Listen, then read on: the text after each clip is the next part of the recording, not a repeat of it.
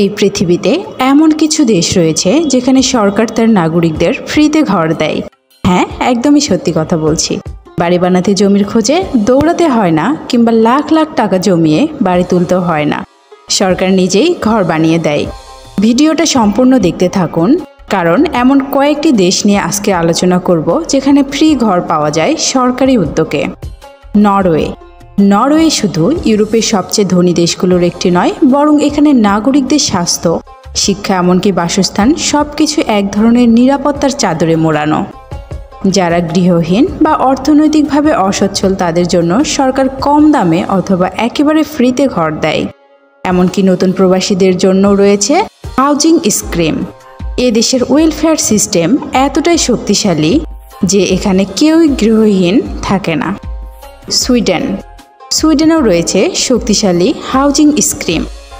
আপনি যদি কাজ না পান, আয় কম থাকে বা সামাজিক সমস্যায় পড়েন, তাহলে সরকার আপনাকে সাবসিডি বা একদম ফ্রিতে ফ্ল্যাট দিয়ে দিবে। বিশেষ করে যারা নবাগত, একক মা অথবা প্রতিবন্ধী তাদের জন্য বরাদ্দ হয় আলাদা বাসস্থান। এমনকি এই স্কিমের অধীনে সুইডেনে হাজার হাজার মানুষ ফ্রি হাউজিং পেয়েছে।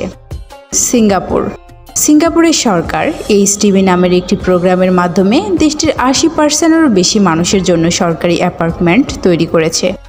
বিয়ের পরপরই দম্পতিদের জন্য বরাদ্দ হয় সাবসিডাইজ ফ্ল্যাট।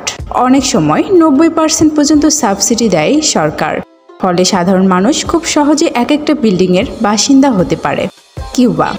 কিউবা পৃথিবীর মধ্যে এমন একটি দেশ যেখানে সরকার একদম ফ্রিতে বাসস্থান দেয়। কেউ যদি বাড়ি হারায় বা গৃহহীন হয়, সরকার তাকে জায়গা বরাদ্দ করে দেয়। এই দেশে বাড়ি ভাড়া নেওয়া নিষিদ্ধ ছিল অনেক বছর ধরে। সোশ্যালিস্ট ভাবধারার এই দেশে ঘর একটি মৌলিক অধিকার হিসাবে বিবেচিত। হাঙ্গেরি তাদের দেশের জনসংখ্যা বাড়ানোর জন্য পরিবার ভিত্তিক হাউজিং স্কিম চালু করেছে। যদি আপনি সন্তান নেন, বিশেষ করে 3 জন বা তার বেশি, তাহলে সরকার আপনাকে বিনামূল্যে বাড়ি দিবে। আর সেই দেশের মানুষের জন্য তো এসব সুবিধা আছেই। এমনকি কিছু ক্ষেত্রে নগদ অর্থ ও ট্যাক্স ফ্রি সুবিধা পাওয়া যায়। এটা তাদের জন্মহার বাড়ানোর ট্র্যাজেডির অংশ। এই স্কিমের মাধ্যমে ভারতের সরকার গরিব মানুষদের জন্য ফ্রি ঘর নির্মাণ করেছে।